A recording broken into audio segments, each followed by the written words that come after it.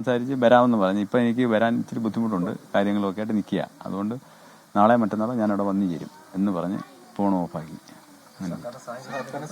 സഹായത്തിന്റെ കാര്യമൊന്നും നമ്മുടെ അടുത്ത് പറഞ്ഞില്ലല്ലോ. അവർ തീരുമാനിച്ചുണ്ടാവും, എന്തെങ്കിലുമൊക്കെ ആയിട്ട് അവരുടെ കാര്യം തീരുമാനിച്ച് നമ്മുടെ കാര്യം ഇനി പറയും. വൈകാതെ ഉണ്ട്, 2 ദിവസത്തിനകത്ത് ഇവിടെ എത്തും.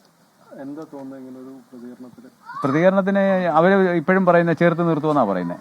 ഈ കുടുംബത്തിന് ചേർത്ത് നിർത്തുമെന്ന് അവരിപ്പോഴും എൻ്റെ അടുത്ത് പറയുന്നത്. അത് ഉണ്ടാവുമെന്ന് പറഞ്ഞു. പിന്നെ നമ്മൾ അതിന് മേളിലോട്ട് സംസാരിക്കണ്ടല്ലോ. ഞാൻ അങ്ങനെ സൂചിപ്പിച്ച ഞാൻ വരാം, സംസാരിക്കാം. ഇതിനെ ബാക്കിയുള്ള അവർ തീരുമാനിച്ച കാര്യം എൻ്റെ അടുത്ത് പറയും. കുടുംബത്തിന്റെ കാര്യങ്ങൾ ഞങ്ങൾ കൂട്ടായി തീരുമാനിച്ചിട്ട് ഞങ്ങളുടെ അവരടുത്തും പറയും. ഫോൺ കോളിനകത്ത് പ്രതീക്ഷയുണ്ട്. അത് ഉറപ്പാണ്. അത് അവർ വരുമെന്ന് പറഞ്ഞാൽ ഉറപ്പ് വരുന്ന ഞങ്ങൾക്ക് സഹായങ്ങൾ ചെയ്യും. ബാക്കിയുള്ള കാര്യങ്ങൾ മുന്നോട്ട് പോകും. തീർച്ചയായും പങ്കുചേരുന്നെന്നാണ് അവർ പറഞ്ഞത്. രാവിലെ ഈ മന്ത്രിമാരും വിളിച്ചില്ലെന്നൊരു വിഷമം ഉണ്ടായിരുന്നല്ലോ അല്ലേ?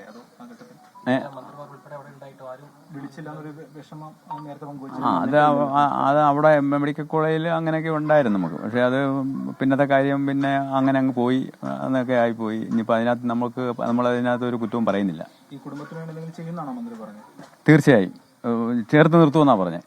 ഈ കുടുംബത്തിന് ഞാൻ ഇവിടുത്തെ കാര്യങ്ങളൊക്കെ പറഞ്ഞായിരുന്നു, ഇവിടുത്തെ ബുദ്ധിമുട്ടും കാര്യങ്ങളൊക്കെ പറഞ്ഞു. അപ്പം പറഞ്ഞ് കുഴപ്പമില്ല എന്ന് പറഞ്ഞ് ഞാൻ വരാമെന്ന്, അതിനകത്ത് വന്നിരിക്കുമെന്ന് അവർ ശക്തമായിട്ട് പറയുമായിരുന്നു.